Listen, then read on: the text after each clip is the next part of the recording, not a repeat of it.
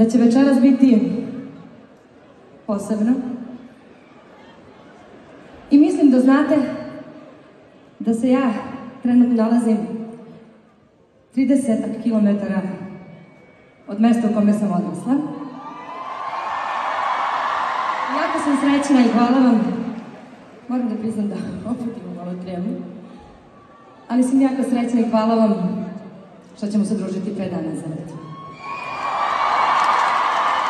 Želim vam da uživate večeras i da pevamo svi zajedno što glasnije.